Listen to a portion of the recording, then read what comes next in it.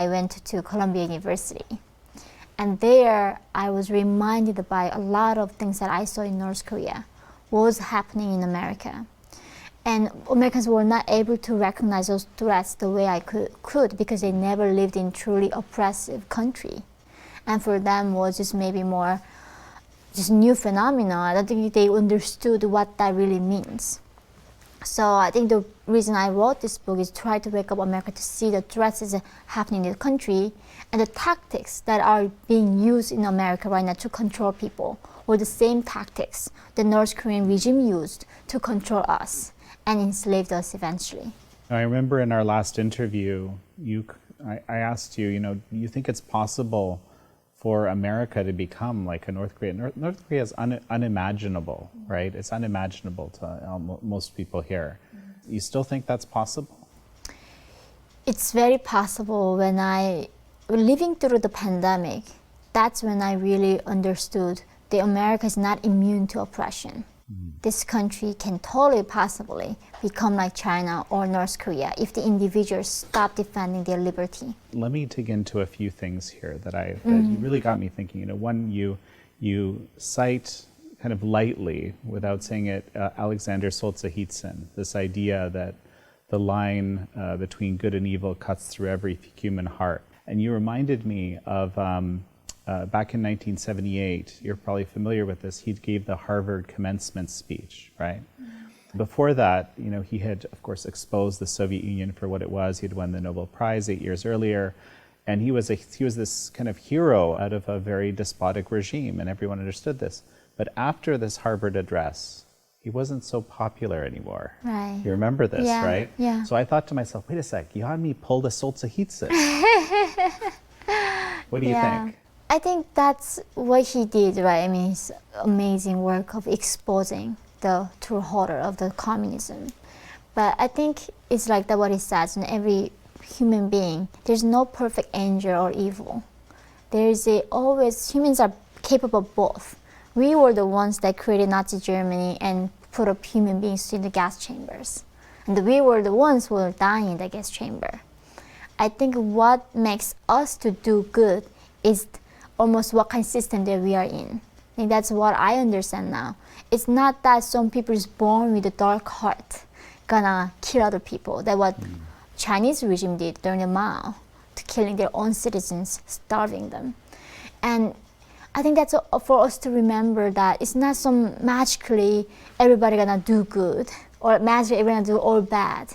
It's almost the system that we put ourselves into, and that system bring out which side, It can bring out the good side, and it can bring out the worst part. And us recognizing that, what it means to be human, I think that's very important. Specifically with respect to this Harvard address, what Solzhenitsyn did was he called out the American elites, right?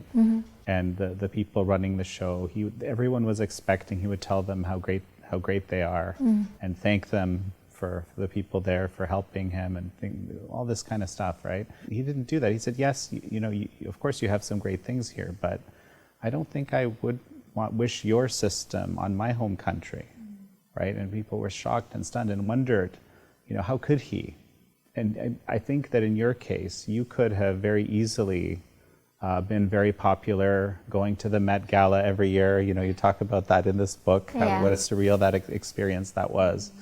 But it's almost like because you chose to be a truth teller, that caused you some trouble. Many. I mean, actually, you're saying that like I could be the darling of this movement of victimhood. I'm a woman. I was raped. I was sold, and I can complain about all day how horrible men are. Because all the men that I met since I was 13 was all the rapists. I can totally make that case for the world that men are truly horrible. And actually, when I was trying to write my second book, there was a lot of people trying to force me to write that book. How hard it is to be a woman. Or write a book, how horrible America's treatment towards black men. And comparing to American prison system to North Korean concentration system to show how America is so brutally towards black men. And of course, if I wrote that book, of course, I'll be the New York Times bestseller list right now. And also, when I was trying to with my audiobook, we couldn't find a narrator. They would keep bailing out, like they would not want to narrate my book. And then eventually we got a lady and she wanted to use a pseudonym. After we went like 11 people, I think, before, it was like truly finding a narrator who just want to narrate the book, not writing the book, was a real challenge. And that's when I was thinking, people are afraid. It's a real shocking thing to see how Americans are afraid and not acknowledging they are living in a somewhat oppressive country. Of course, the extent is never going to be North Korea and China. I'm not even saying that. But we are on a path to there if we don't turn back, right? We're definitely getting closer every day, especially to the education system, especially current climate where that, they say your speech is violence. And if you say the wrong thing and non-political correct thing, then you spread hate. You've dedicated your life, you say this, my life's purpose is to fight for human rights, especially for North Koreans, right? But I think it's broader. And so, I think a number of the people at Columbia, where you went to school, and many other places, that, your cohort would say, I'm fighting for human rights. We need to be safe and be able to be secure in our thoughts. We don't want to be exposed to dangerous things, right? So they might imagine themselves as fighting for human rights, actually. They do. What do you think about that? I think I actually was studying economics for the first 2 years, and then for the remaining 2 years, I studied human rights.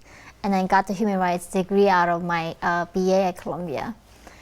It was really shocking sitting in the classroom. The professors or students would say that healthcare is a human right. LGBTQ plus some rights is a human right, right? And universal income is a human right. In a way that what human rights meant for me became, I think that lost meaning currently. I'm so sorry to say that. When people say I'm a human rights activist, that's not what I meant.